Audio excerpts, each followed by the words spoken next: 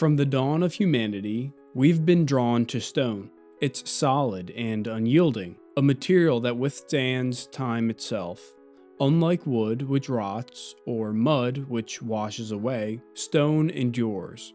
It's no surprise that some of the world's oldest tools, temples, tombs, and even entire cities were carved directly into rock, and are still here for us to witness. But why? What is it about stone that compelled our ancestors to shape their homes, their monuments, even their gods from its surface? Was it the need for permanence, protection, or something deeper, an almost spiritual reverence for the earth itself? What do you think? Across the world, from the Moai monoliths of Easter Island to the towering rock-cut temples of India to the hidden cliff dwellings of the American Southwest, past humans left their mark in the Earth's geology, and in doing so, they created engineering marvels that still baffle us today. These are the stories of ancient cities that were built from and carved into stone, and the brilliant engineering that made them possible. For most of human history, our ancestors were constantly on the move. They sought refuge under rock overhangs, inside caves, and within temporary shelters made of wood, reeds, and animal hides. These makeshift structures were perfectly practical for the time. Caves and rock overhangs required no construction, and could easily be abandoned when food sources ran dry or seasons changed. The perishable materials used to make huts on the fly were lighter than stone, allowing them to be built, deconstructed, and transported with efficiency. These were the settlement patterns of hunter-gatherers during the Paleolithic, but around 10 to 12,000 years ago something changed. Agriculture was born, and societies began to scale up. It was the beginning of the Neolithic. With farming came costs and benefits. It allowed for consistent food sources with surpluses that could be stored for later. However, diets became less diverse. Farmers relied on one, two, or maybe a few staple crops, whereas hunter-gatherers had wide-ranging diets. As a result, undernourishment may have been replaced by malnourishment. Nonetheless, the ability of agriculture to increase overall access to calories was advantageous enough to exponentially increase population sizes around the globe. These larger societies were no longer nomadic. They established their farmland, built food storage units, and began constructing the first true villages. Wood was still a common material used to build many of these communities, but when it came to constructing homes that would last, they turned to stone, which could better withstand time and the elements. The oldest and most controversial Neolithic site is Göbekli Tepe. Whether this site was constructed by true early farmers or by ambitious hunter-gatherers is often disputed. Regardless, the site's age and stonework is astounding. It's located in southeastern Turkey and is the oldest known monumental stone structure in the world. We've talked about it a few times on this channel. It was built over 11,000 years ago. Long before the invention of pottery or metal tools, groups of people carved massive T-shaped limestone pillars, some weighing over 10 tons, and arranged them in circular enclosures atop a hill. These stones were intricately engraved with animals, abstract symbols, and even possible human forms, demonstrating an extraordinary level of artistic and symbolic sophistication. The sheer scale of the architecture, requiring planning, labor coordination, and deep knowledge of stoneworking, challenges long-held assumptions about the complexity of societies at that time. Göbekli Tepe is so hotly debated because we still don't have evidence of a permanent settlement nearby with large-scale agriculture that would have supported the large number of people presumably needed to build it. This suggests it may have served as a ritual or ceremonial site, perhaps a gathering place for early human communities. As far as we know, the builders shaped and transported stone blocks using only flint tools, demonstrating not only exceptional craftsmanship, but also a powerful cultural motivation to build in stone. The monumentality of Göbekli Tepe shows that stone was not just a practical material, it held symbolic and possibly sacred meaning, especially when you consider its possible alignment with celestial bodies and events. It stands as a testament to how early humans were already thinking big over 11,000 years ago, literally carving their worldview into stone millennia before cities ever emerged. After Göbekli Tepe, societies built from stone only became more common. In the Middle East, places like Jericho arose shortly after. In other parts of the world, it took some time longer. Nestled on a Scottish island in the Orkney archipelago is one of the best preserved Neolithic villages in Europe. It's called Skara Brae, and it was built around 5,000 years ago. Buried under sand for centuries and uncovered by a storm in the 19th century, what makes Skara Brae so unique is its use of stone in nearly every aspect of domestic architecture. With few trees available in the region, the inhabitants turned to the abundant local flagstone to construct their homes, furniture, and even drainage systems. Each house was built partially underground and connected by covered passageways, helping to insulate against Orkney's harsh climate.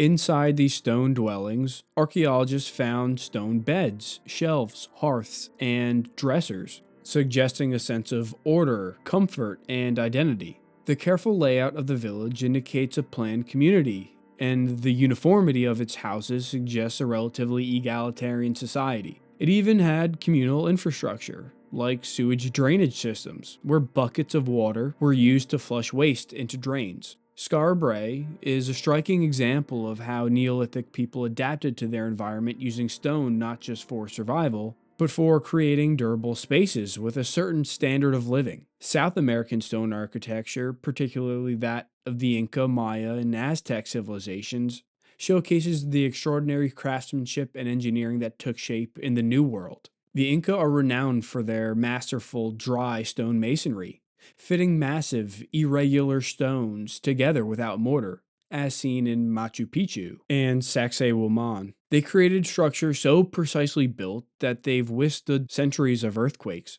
puzzling researchers today. The Maya built towering temples and pyramids from limestone, often aligned with celestial events and covered in intricate reliefs, as in the cities of Tikal and Palenque.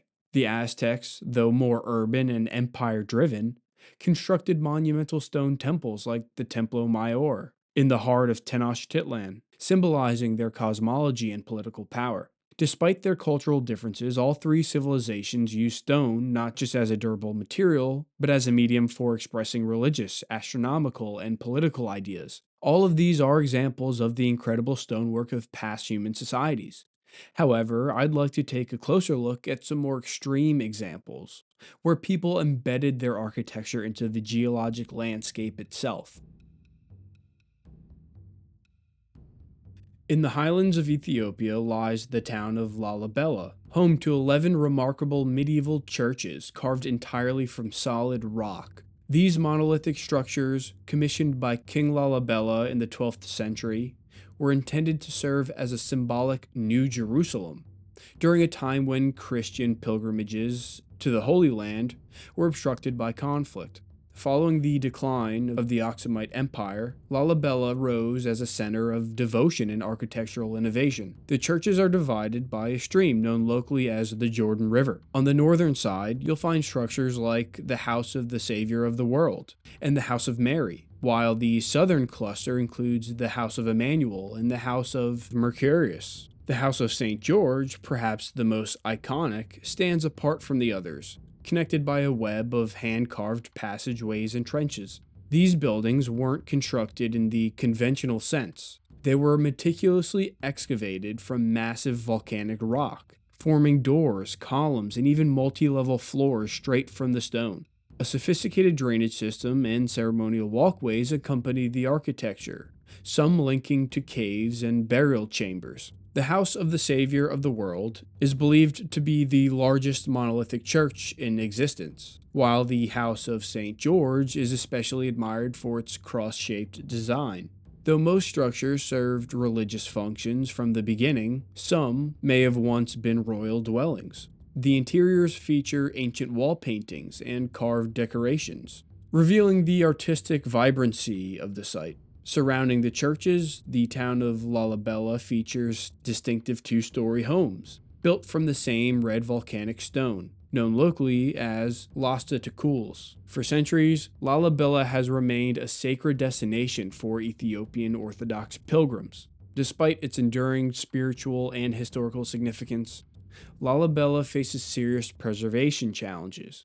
Centuries of soil buildup and seismic activity have compromised the drainage systems and weakened the integrity of several structures. Some churches, including the House of Emmanuel, are at risk of collapse, while wall paintings and sculptures have deteriorated from exposure and neglect. Protective shelters have been erected over some sites, offering temporary relief but disrupting the visual harmony of the landscape. Unregulated development and tourism continue to pose additional threats. Yet, Lalibela remains authentic to both setting and purpose. The churches, still actively used for worship, are a living part of Ethiopia's Christian heritage. Traditional homes nearby preserve the village's original layout, and the spiritual practices tied to the site endure. While legal protections are limited and coordination between heritage authorities remains a challenge, the collaborative stewardship of the Ethiopian church and cultural organizations holds promise for the site's future. The Ajanta caves represent an extraordinary achievement in early Indian rock-cut architecture and Buddhist religious art. The earliest caves, created during the 2nd and 1st centuries BC under the Satavahana dynasty, were expanded upon in the 5th and 6th centuries AD during the Gupta period. These later additions are especially notable for their intricate decoration and elaborate murals. Carved into a sheer cliff overlooking the Wagora River in Maharashtra, the Ajanta complex comprises around 30 caves, including several incomplete ones. Of these, 5 are prayer halls, while the remainder serve as monastic residences. The caves are connected to the river below by stone stairways. The construction of the caves occurred in 2 major periods, separated by roughly 4 centuries. The first corresponds to the Hinayana or Theravada tradition, where Buddha was represented symbolically rather than through images. These early caves are simple in design, with modest decoration and minimal wall paintings. The Chaityas typically feature barrel-vaulted ceilings, apsidal ends, and a prominent horseshoe-shaped window on the facade. Inside, they are divided into a central nave and side aisles for ritual circumambulation. The second phase saw a shift to Mahayana Buddhism, where Buddha was worshipped in anthropomorphic form. New caves were excavated and older ones repurposed, with a marked increase in architectural and artistic complexity. Elaborate murals and finely carved sculptures adorned walls, columns, brackets, doorways, and shrines. Several caves remain unfinished, offering valuable insights into the techniques used for their creation. Ajanta stands as a testament to the artistic, spiritual, and cultural vibrancy of ancient India. It reflects not only religious devotion, but also aspects of social, political, and intellectual life. The cave's inscriptions provide further information on the historical context of the site. So, the site is intimately linked to the historical development of Buddhism. It represents a pinnacle of creative expression in Buddhist art. Its stylistic elements significantly influenced Indian art and extended beyond, notably to regions like Java. With monuments from 2 major historical periods, the caves offer unique evidence of Indian artistic evolution and the central role of Buddhist communities. The site is now managed by the Archaeological Survey of India, with supporting roles played by the Forest Department and the Maharashtra state government. Legal protections are enforced through acts like the Ancient Monuments and Archaeological Sites and Remains Act of 1958, and a comprehensive conservation management plan is being implemented. To ensure the long-term preservation of Ajanta's unique value, continued efforts are needed to manage visitor impact, reinforce structures, monitor geological conditions, and strengthen staff training. Hey, by the way, if you're finding this video valuable so far, you'd probably enjoy my free newsletter, the Point 2 newsletter. A link to it will be in the description, and if you subscribe, you'll get additional Evolve Point 2 content and updates when new videos are dropped. Also, a link to my ebook, Archaeology 101, will be in the description. If you want to learn the basics of archaeology and how it works, that'll be a great resource for you. With that aside, let's jump back into the video. Similar to the Ajanta caves of India, Mesa Verde consists of settlements etched into the caves of southwestern Colorado. Both a national park and a UNESCO heritage site, it sits over 2,600 meters above sea level and is home to a dense collection of ancient Puebloan dwellings.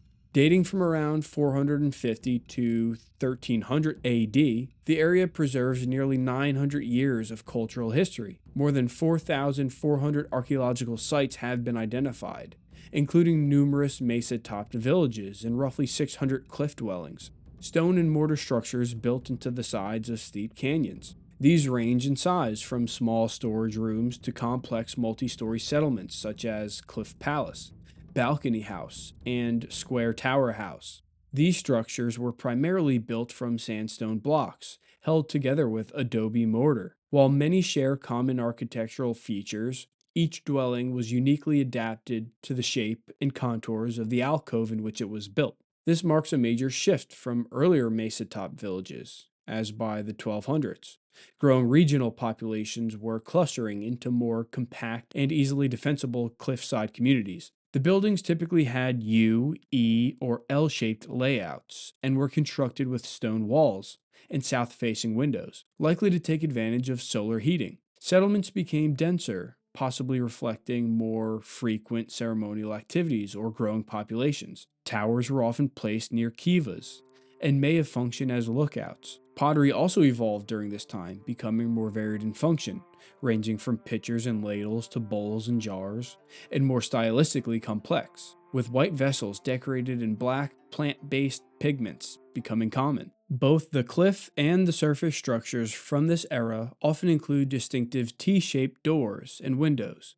Some archaeologists, like Stephen Lexon, interpret these features as signs of continuing influence from the broader Chicoan network, while others see them as representative of widespread Puebloan stylistic or spiritual traditions rather than a specific socio-political system. Although these cliff dwellings share many elements with broader Puebloan architecture, such as kivas, towers, and pit houses, the spatial limits of the alcoves led to much more compact living arrangements. For example, Mug House, one of the typical cliff dwellings at Mesa Verde, housed around 100 people in 94 interconnected rooms in 8 kivas, with nearly every available space utilized and walls frequently shared between structures. The broader archaeological landscape includes pit houses, masonry villages, farming terraces, water control systems, ceremonial spaces, and rock art. This diverse collection of sites provides deep insights into the social organization, engineering skills, and religious life of the ancestral Puebloans, making Mesa Verde an essential place for understanding their legacy. Today, the area maintains strong cultural connections with modern Pueblo communities. The structures remain largely intact, preserving their original forms, building materials, and spatial context. These architectural remnants showcase the ingenuity of Puebloan construction techniques and have been well preserved thanks to the dry climate. Extensive studies of both the buildings and artifacts have revealed significant details about the lives of the site's ancient inhabitants. The site has been largely stabilized and is routinely monitored and preserved through ongoing research. Despite the absence of a formal buffer zone, the park is large enough to protect its key features from major threats or neglect. Although wildfires have led to increased erosion, threatening some archaeological elements, management strategies are in place to mitigate these impacts. Other challenges include the spread of invasive plants and potential development along nearby highways, which could affect the site's preservation. Established as a national park in 1906, Mesa Verde was the first archaeological site in the world to be protected in such a way. Its archaeological heritage stands as a powerful reflection of the cultural traditions and lifeways of ancestral Native American communities. It truly bridges the past and present for modern Puebloan peoples in the American Southwest. The region of land between the Red Sea and the Dead Sea has been home to human settlements since prehistoric times. It is here that one of the most magnificent feats of human stonework remains. Once the vibrant capital of the Nabatean kingdom, The rock-carved city of Petra was strategically located at the intersection of major trade routes linking Arabia, Egypt, and the Levant. The city's unique blend of architectural styles, where Eastern traditions met Greco-Roman influences, is etched into its sandstone cliffs, forming one of the most iconic archaeological landscapes in the world. Partly hewn from rock and partly constructed, Petra is enveloped by dramatic mountains and narrow gorges. It flourished during the Hellenistic and Roman eras as a bustling trade hub, where incense from Arabia, silk from China, and spices from India passed through. Indigenous water engineering systems allowed Petra to thrive in this arid environment, with networks of reservoirs, dams, and tunnels capturing seasonal rainfall. The result was a sprawling city, rich in temples, tombs, copper mining facilities, and religious spaces, all set against the striking red sandstone backdrop. Petra's global significance lies in its vast number of intricately carved tombs, temples, and sacred spaces.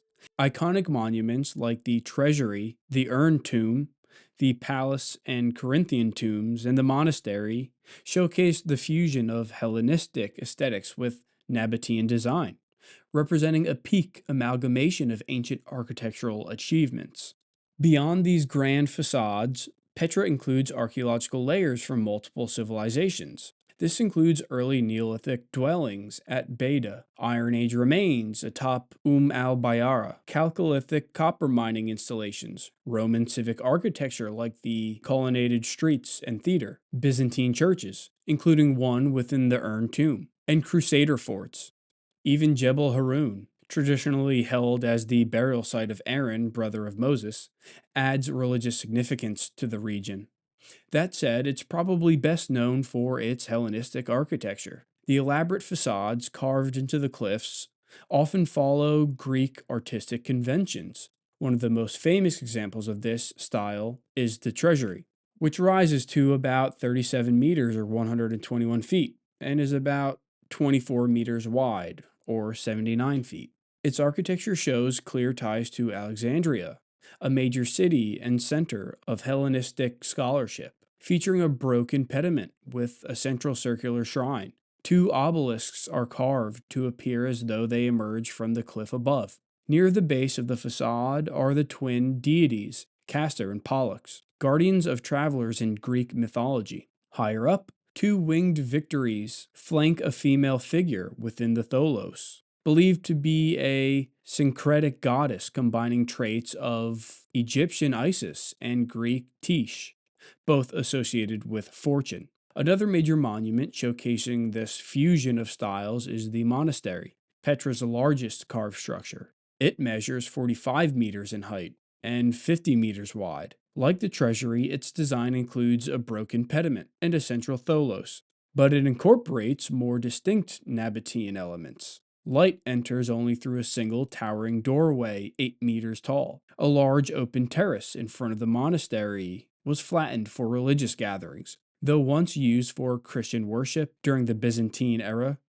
the site now holds spiritual importance for modern-day pilgrims. Petra was abandoned by the 7th century and was rediscovered by Swiss explorer Johann Burckhardt in 1812. Its significance has been recognized ever since. The site faces natural threats, including erosion from wind and rain, and from the past presence of grazing animals. It's also susceptible to flash flooding through the Seek if the ancient Nabatean water channels are not properly maintained. The Petra Regional Authority oversees planning and infrastructure, balancing heritage preservation with local community needs. Efforts continue to establish a long-term sustainable framework that can accommodate growing tourism while preserving Petra's unique archaeological and cultural heritage for future generations. Perched on the western cliff face of the Hungshan Mountain in Shanxi Province, China, is the Hanging Monastery. Hungshan is revered as the northernmost of China's 5 sacred mountains, and this temple, clinging dramatically to its rock face, is one of the most iconic landmarks. The Hanging Monastery, or temple, is a synergistic example of East Asian architecture and cliffside geology.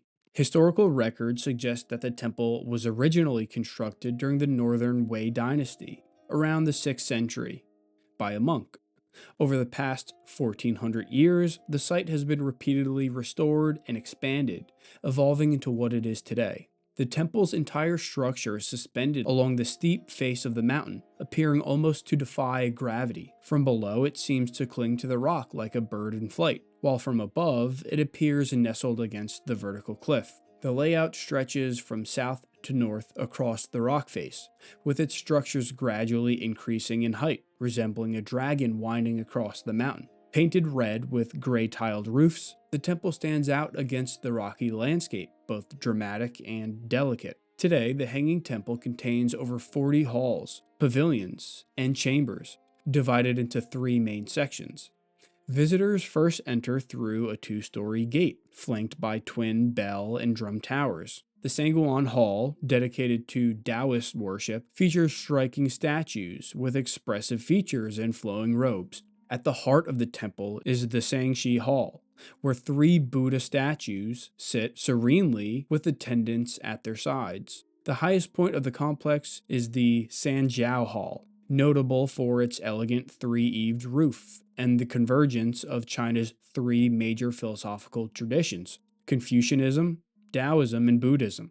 Within this hall, statues of Confucius, Lao Tzu, and the Buddha stand side by side, each captured with distinctive expressions that reflect their teachings and legacies.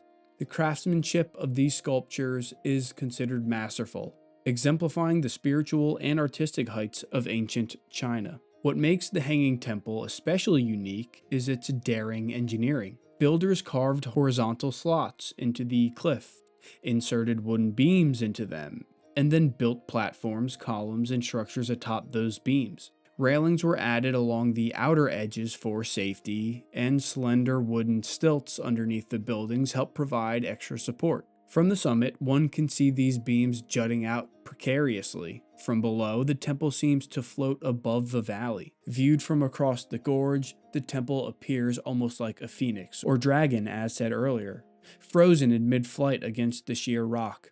Scattered throughout the site are poems and inscriptions etched into the rock, alongside 78 statues made of bronze, iron, clay, and stone, each one a treasured example of religious art from China's rich past. The entire structure stands as a testament not only to spiritual devotion, but also the ingenuity of ancient Chinese builders. As one of these famous inscriptions puts it, "Man surpasses nature."